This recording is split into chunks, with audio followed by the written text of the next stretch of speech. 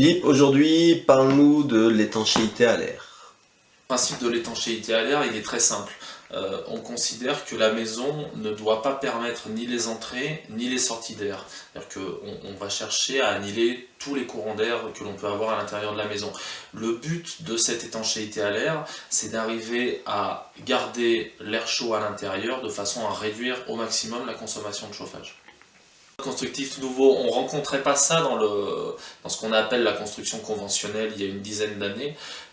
C'est le point par lequel il faut passer pour arriver à monter nos bâtiments en performance énergétique.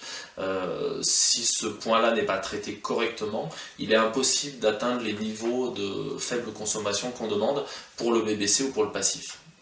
Qu'en est-il de la mise en œuvre?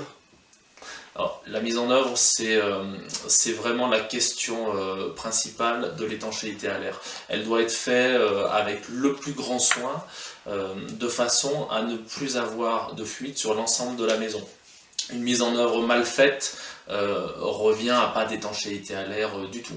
Pour vous donner un ordre d'idée, le débit de fuite global sur la maison lorsque l'on fait les tests ne doit pas excéder un trou de cette taille-là à peu près.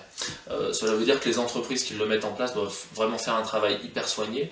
De façon à ce que ce travail-là soit bien fait, on a obligation maintenant de le contrôler, c'est-à-dire qu'on fait des tests d'infiltrométrie sur les maisons qui vont nous donner des résultats et nous dire voilà, votre maison est conforme ou n'est pas conforme. Un des points clés, c'est la ventilation.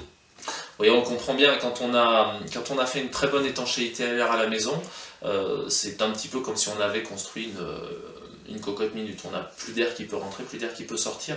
Donc pour le confort des habitants, il faut que la ventilation soit vraiment très pointue et bien faite.